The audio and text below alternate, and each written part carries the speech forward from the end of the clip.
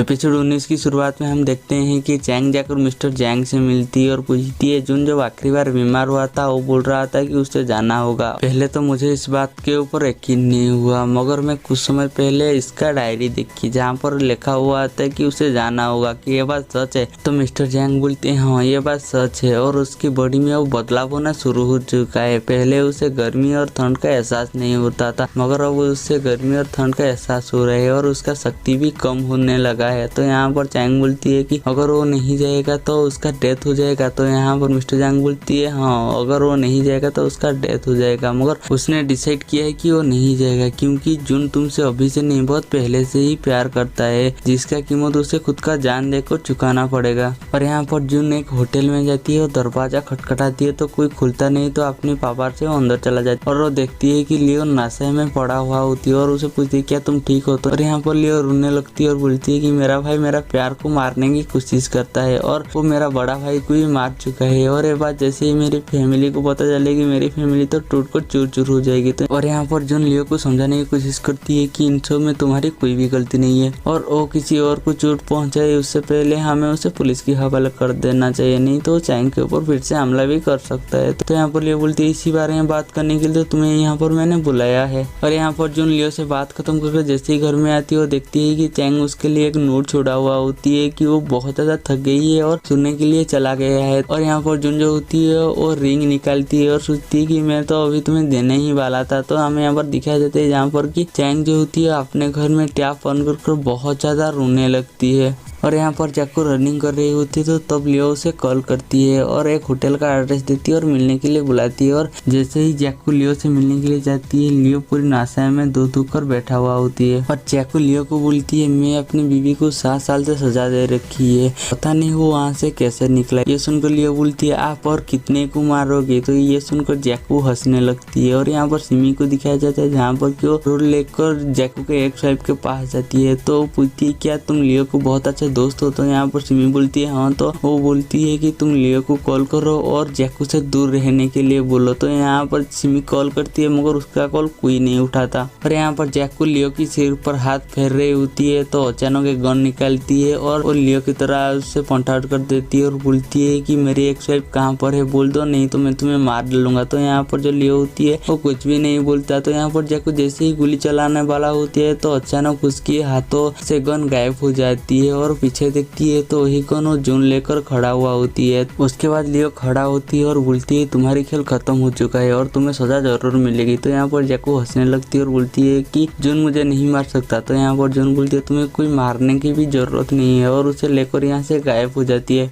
उसके बाद जुन जैको को लेकर लिफ्ट से बाहर आती है तो डिटेक्टिव भी जैको को अरेस्ट करने के लिए आ गया होती है। तो जैसे ही आती है यहाँ पर जैको बोलती है आप मुझे अरेस्ट नहीं कर सकते क्योंकि आपके पास कुछ भी सबूत नहीं है। तो यहाँ पर डिटेक्टिव बताती है कि तुमने जो भी किया सब सीसीटीवी पर रिकॉर्ड हो चुका है। तो यहाँ पर जो जैको होती है बोलती है कि मैंने मेरे भाई के ऊपर गोली नहीं चलाई, मैं सिर्फ उसे डराना चाहती थी। तो यहाँ पर साइड से ऑफिसर आ जाती है और बोलती है कि ये तुम्हारी ड्राइवर है और आज तक जितनी भी गलत काम है वो साथ दिया है वो सब एक्सेप्ट कर चुका है। ये सुनकर डिटेक्टिव उन्हें अरेस्ट कर लेती है और जैसे वो बाहर जाती है तो देखते हैं कि चारों तरफ से मीडिया वाला उन्हें घेरे हुए होते हैं। और यहाँ पर जैको जुन को देखकर स्माइल कर रही होती है और उसे बताती है कि मैं तुम्हारे नाम पर चैंग के पास एक ड्रिंक भेजा हुआ है, वो ऑलरेडी वो तो पी भी चुका होगा। तो यहाँ पर एक बार जैसे ही जुन सुनती है जुन को तो बहुत ज्यादा गुस्सा आती है और वो जैको का कॉलर पकड़ लेती है और जैको दीवार पर वो टांग देती है। तो वो बोलती है कि तुम तुम्हारी पावर यूज कर जैको उसे बचा लो। तो यहाँ पर जो ये होती है वो चैंग को कॉल करती है मगर यहाँ पर चैंग जो होती है वो कॉल उठाता नहीं। तो जुन जैको को भीड़ के ऊपर फेंक देती है और अपने पावर से गायब हो जाती है और ये बात सारी मीडिया वाले देख लेते हैं। यहाँ पर जो लियो होती है उसे तो बहुत ज्यादा गुस्सा आती है और वो जैको का जाकर कॉलर पकड़ लेती है और बोलती है कि अगर चैंग को कुछ हुआ तो तुम्हें मार डालूंगा बोलकर उसे पीटने लगती है और उन्हें डिटेक्टिव अलग करते हैं। और दूसरी तरह में दिखा जाते हैं जहाँ पर कि जुन जो होती है वो अचानक रेस्टोरेंट में गिरती है तो लोगों से देखकर चौंक जाती है और यहाँ पर वो एक टेबल पर गिरा होती है और जाकर देखती है कि चैंग ने ऑलरेडी वो ड्रिंक पी लिया होती है और उसे वो लेकर गायब हो जाती है। और ये बात भी सारे लोग देख देते हैं और वो हॉस्पिटल में पहुंचते हैं तो हॉस्पिटल में वो देखती है कि वो अचानक कहाँ से आ गए और वहाँ पर उसकी सारी ट्रीटमेंट करती है। और इतने में से चारों तरह से मीडिया वाले भी आ गए होते हैं। तो यहाँ पर चैंग को जब होश आती है वो बोलती है कि यहाँ पर बहुत ज्यादा लोग हैं, मुझे ऐसी जगह ले चलो जहाँ पर कि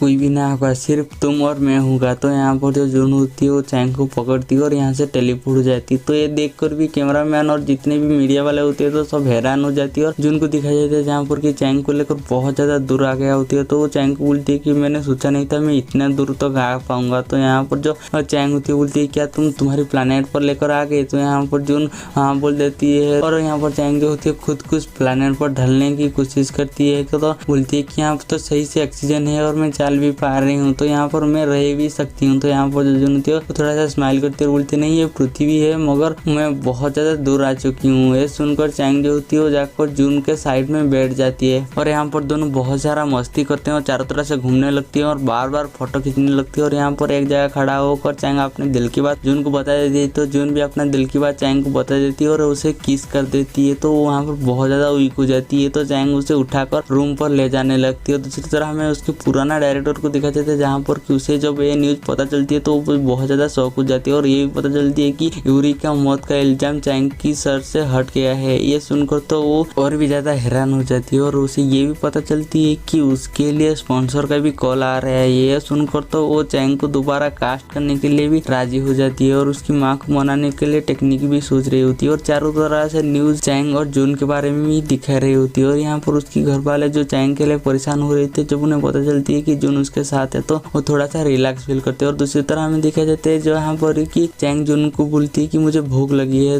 तो यहाँ पर जून जाकर उसके लिए रामेन बनाती है और यहाँ पर दोनों खाने लगती है। और यहाँ पर चैंग जून से पूछती है तुम्हें कितने बच्चे चाहिए। तो यहाँ पर जून जो होती है वो बोलती है 7 बच्चे चाहिए। तो यहाँ पर जो चैंग होती है वो हैरान हो जाती है, बोलती है इतने जाते। तो यहाँ पर जो जून होती है वो बोलती है कि पहले जमाने में एक घर में 9-10 बच्चे हुआ करते थे। तो यहाँ पर जो चैंग होती है पूछती है तुम्हें एक लड़का चाहिए लड़की। तो यहाँ पर जो जून बोलती है कि मुझे सारी लड़की चाहिए। फिर भी यहाँ पर चैंग बार बार जून का फोटो खींच रही होती है। दूसरी तरह हमें दिखाई देते है जहाँ पर कि लियो वही बाइन लेकर उसके पापा के पास जाती है और बोलती है कि ये मेरा भाई चैंग को दिया हुआ था और मैं आपके सामने पी रही। तो यहाँ पर बोलती है चैंग की तो जान बच गई मगर मेरा क्या होगा मुझे पता नहीं और आप अफसोस भी नहीं करेंगे बोलती है। और जैसे ही पीने वाला होती है तो उसके पापा उसे साइड में फेंक लेती है और बोलती है कि तुम्हारे भाई ये सब करने के पीछे कुछ वजह होगा। और यहाँ पर जो लियो होती है घुटने पर बैठ जाती है और वही रिकॉर्डिंग सुना देती है। पर जैसे ही उसके पापा सुनती है तो वो तो यहाँ पर बहुत ज्यादा रोने लगते हैं क्योंकि उनका एक बेटा को मार दिया होती है ना, इसीलिए।